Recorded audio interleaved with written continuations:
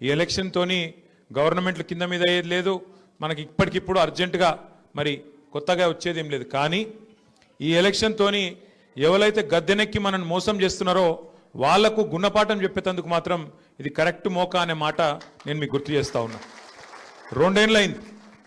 రెండేళ్లైంది government వచ్చి, Congress government ఏం చేసింది హైదరాబాద్కి కానీ, ఏం చేసింది గరీబోళ్ళకి కానీ అంటే ఒక్కటంటే ఒక్కటి కూడా ఇప్పటిదాకా కొత్తగా చేసిన పని లేదు. ఇక మీకోసం ఈ బాకీ కార్డులు తయారు చేసినాం. ఇంటింటికి వస్తాయి ఈ బాకీ కార్డులు, జర అందరికి ఇవ్వాలి ఒక్కొక్కటి. ఇక్కడ కూడా దీనిలో ఏం రాసినామంటే, కాంగ్రెస్ వాళ్ళు ఏవైతే జూట మాటలు చెప్పినరో 100 రోజుల్లోనే అందరూ రాష్ట్రంలో ఉండే 18 ఏళ్ళు నిండిన ఆడబిడ్డలందరికీ నెలకు 2500 ఇస్తాం, ముసలోళ్ళందరికీ 4000 పెన్షన్లు ఇస్తాం, లగ్గం చేసుకుంటే తులం బంగారం పెడతాం. అట్లాగే మరి ఇంకా ఎన్ని చెప్పారు, ఇక రాసిన ఇక నాకే చదివేతందుకు కూడా గన్ను ఉన్నాయి.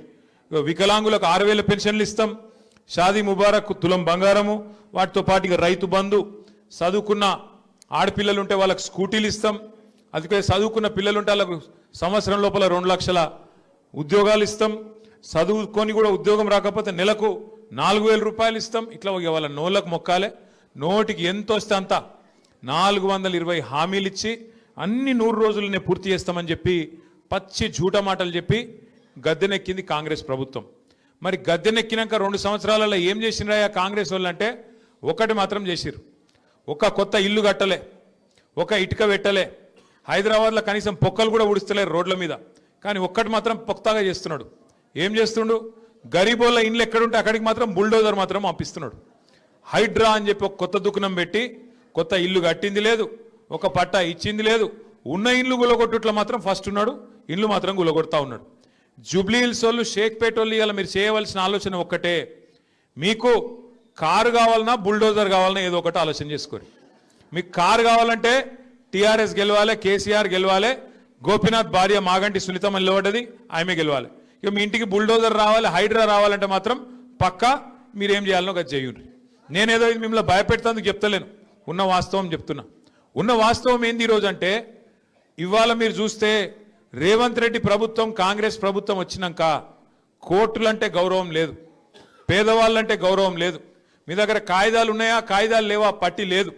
ఇష్టం వచ్చినట్టు గుడ్డెద్దు చేన్ల పడ్డట్టు పోయి ఎక్కడ పడితే అక్కడ హైదరాబాద్లో నిన్నగాక మొన్న కూడా గొలగొట్టిరిపోయి గరీబోళ్ళు ఇళ్లల్లో వండుకునే అన్నంను తన్నుడు, వాళ్ళు పిలగాళ్ళు పెట్టుకునే పుస్తకాలు వారేసుడు, వాళ్ళ వాటర్ బాటిల్ వారేసుడు, ఎక్కడికక్కడ గుడిసెలు గులగొట్టుడు, రేకుల షెడ్లు గులగొట్టుడు, ఆగమాగం చేసి రోడ్డు మీద ఉండే బండ్లను కూడా ఆఖరికి ఇష్టం వచ్చినట్టు ఎత్తవతల వాడిస్తున్నారు, ఎక్కడికక్కడ కూలగొడతా ఉన్నారు. అందుకే నేను అంటున్నా, మీకు కారు కావన్నా బుల్డోజర్ కావన్నా ఆలోచించుకునే సమయం ఇవాళ జూబ్లీ హిల్స్ ప్రజలకు వచ్చింది. ఇంకొక మాట కూడా నేను మీకు విజ్ఞప్తి చేస్తా ఉన్నా.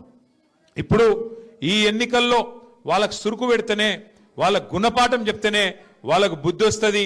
ఇన్ని రోజులు చేసిన మోసానికి ప్రజలు కోపంగా ఉన్నారు అనే సోయి వస్తుంది. మీరు గట్టిగా బుద్ధి చెప్పి గట్టిగా మరి వాళ్ళకు ఓట్లు వేయకుండా వాళ్ళ డిపాజిట్ గల్లంతు చేసేటట్టు తీర్పిస్తే సచ్చుకుంటే దెబ్బకు దయ్యం దిగొచ్చి నెలకు 2,500 ఇచ్చే పరిస్థితి చాలా అవుతుంది. లేకపోతే వాళ్ళు ఏమనుకుంటారు, మేము నెలకు 2,500 ఇవ్వకపోయినా, ముసలోళ్ళకు 4,000 పెన్షన్లు ఇవ్వకపోయినా, తులం బంగారం ఇవ్వకపోయినా, కొత్తగా ఒక ఇటుక పెట్టకపోయినా, హైదరాబాద్లో కొత్త రేట్లు వేసుడు కాదు, ఉన్న రోడ్లకు పొక్కలు ఉడవకపోయినా మాకే గుద్దుతున్నారు అంటే మరి గిట్లనే ఉండాలి, గిట్లనే నడవాలి, మోసందే గెలుస్తుంది అన్నట్టుగా వాతావరణం ఉంటుంది. దయచేసి నేను మిమ్మల్ని కోరేది, ఆలోచించమని చెప్పేది ఒకటే, ఈ ఎలక్షన్ వ్యక్తులకు మధ్యలో జరుగుతలేదు. ఈ ఎలక్షను ఒక మోసకారి కాంగ్రెస్ పార్టీకి, నిజాయితీగా 10 ఏళ్ళు హైదరాబాద్ కోసం, తెలంగాణ కోసం పనిచేసిన కేసీఆర్ గారి బీఆర్ఎస్ పార్టీకి జరుగుతున్నది తప్ప వ్యక్తుల మధ్యలో జరుగుతలేదు. ఇంకొక మాట కూడా మీరు ఆలోచన చేయాలని చెప్పి కూడా నేను మిమ్మల్ని కోరుతా ఉన్నా. ఇవాళ తెలంగాణలో ఈ 2 ఏళ్లలో ఏం జరిగింది అభివృద్ధి, ఏం జరిగింది సంక్షేమం అని ఆలోచిస్తే మీకు ఎంతెంత బాకీ ఉన్నాడో ఆ బాకీ కార్డులో మీరు చూసుకోవచ్చు. బాండ్ దీజీ, పీచే బేజ్ దీజీ, విష్ణువిచ్చి ఇవి కూడా తీసుకుపెట్టి, ఇవన్నీ కూడా మీరు చూడాలా, చదవాలా, ఆలోచన చేయాలా. దాంతోపాటు రేవంత్ రెడ్డి గారేమో అమాయకుడు కాదు. ఇప్పుడు తమ్ముడు మహేష్ ఒక మాట అన్నాడు, 42% రిజర్వేషన్ ఇస్తానని బీసీలను మోసం చేసిండు అన్నాడు. ఆయనకు తెలియక చేయలే, ఆయనకు మొత్తం తెలుసు, ఆయనకు మొత్తం తెలుసు, అన్ని తెలుసు. ఆయనకేం తెలియనోడు కాదు, అమాయకుడు కాదు. ఆయన ఇచ్చే జీవో చెల్లదని తెలుసు ఆయనకు.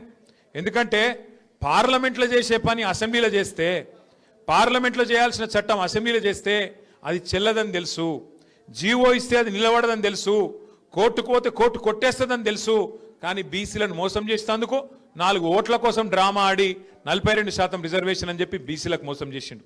ఇలా అజరుద్దీన్ పోటీ చేసిండు. ఇదివరకు అజరుద్దీన్ పోటీ చేసిండు 2023లో కాంగ్రెస్ కెంచి. ఇప్పుడు ఆయనకు తెలుసు రేవంత్ రెడ్డికి అజరుద్దీన్కి ఇచ్చిన ఎమ్మెల్సీ కూడా నిలవదని తెలుసు, అది కూడా కోట్ల కొట్టుడు పోతుందని తెలుసు.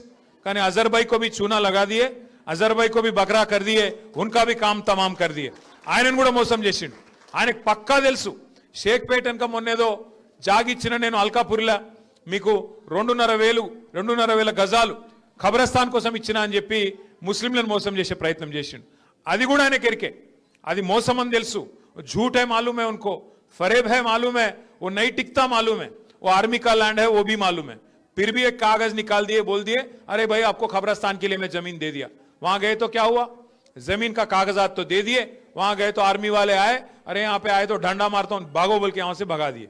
सब मालूम होते हुए తెలిసి కావాల్సుకొని మోసం చేసేటోడే రేవంత్ రెడ్డి. మళ్ళీ ఆయన చాలా నిజాయితీ గల మోసగాడు, ఆయన తప్పు కాదు, చాలా నిజాయితీ గల మోసగాడు రేవంత్ రెడ్డి.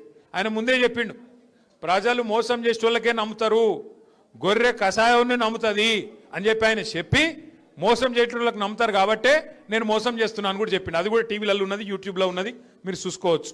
ఇప్పుడు కూడా ఏం చేస్తుండు రేవంత్ రెడ్డి అంటే మళ్ళొక్కసారి ఆయన అంటాడు, నేను నిన్న మొన్న చూస్తున్న మంత్రులు మాట్లాడుతున్నారు జూబ్లీ హిల్స్ అని అంట కాంగ్రెస్ గెలుస్తూనే అభివృద్ధి జరుగుతుందంట. మరి 24 నెలలకెళ్ళి ఎవడునోడు కాంగ్రెస్ కాకపోతే రాష్ట్రంలో అధికారం కాంగ్రెస్ ఉంది కదా, మరి 24 ఏళ్ళకెళ్ళి ఎందుకు ఏం చేయలేదు నువ్వు? 2 ఏళ్ళకెళ్ళి ఎందుకు రోడ్లు వేయలేదు, ఎందుకు మోరీలు కడతలేవు, ఎందుకు ఏం డెవలప్మెంట్ చేయలేదు? ఇలా కొత్తగా ఎలక్షన్ రాగానే డెవలప్మెంట్ అని మాట్లాడుతుండు. ఆయన ఏం డెవలప్మెంట్ చేస్తుంది కాంగ్రెస్? మీరు 65 ఏళ్ళు పరిపాలించారు దేశం, 65 ఏళ్ళు కాంగ్రెస్ ప్రభుత్వమే ఉండే, నువ్వు చేసేడుంటే మస్తుగా చేసేడుండే. కేసీఆర్ కట్టినట్టు హైదరాబాద్లో 42 ఫ్లైఓవర్లు మీ షేక్పేట్ ఫ్లైఓవర్తో సహా కట్టింది ఎవరు? కేసీఆరేనా? కేసీఆర్ గారు ఉన్నప్పుడు 1 కాదు 2 కాదు, మరి 45 ఏళ్ళు సరిపోలేదా కాంగ్రెస్ వానికి షేక్పేటలో ఫ్లైఓవర్ కట్టనికే? ఏమన్నా కట్టిరా? ఆలోచన చేసిరా? షేక్పేట ఫ్లైఓవర్ కట్టింది కేసీఆరే. షేక్పేట్తో పాటు హైదరాబాద్ రూపురేఖలు మార్చే విధంగా 42 ఫ్లైఓవర్లు, అండర్ పాస్లు, బ్రిడ్జులు ఇవన్నీ కట్టింది కేసీఆరే. ఒక ఫ్లైఓవర్లు కట్టుడే కాదు, గరీబోళ్ళకు మేలు చేసిండు కేసీఆర్. బతుకమ్మకు చీరలు పెట్టిండా కాంగ్రెస్ వాడు? పెట్టిండా? మీకు స్పెషల్గా పంపిండా ఏం షేక్పేటకు? పంపిండా? కేసీఆర్ ఉన్నప్పుడు వస్తుండేనా? रमजान तोहफा मिला के आपा आपको?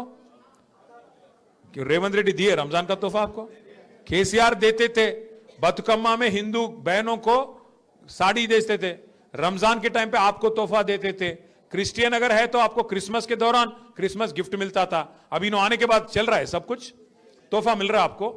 कुछ तोहफा नहीं, कुछ नहीं. सारे बैंगन के बातें करना, हथेली में जन्नत दिखा के वोट लेना, बस वोट मिल गया, गद्दी मिल गई, गद्दी पे बैठ के चूना लगाना, भाग जाना, बस उतना ही है.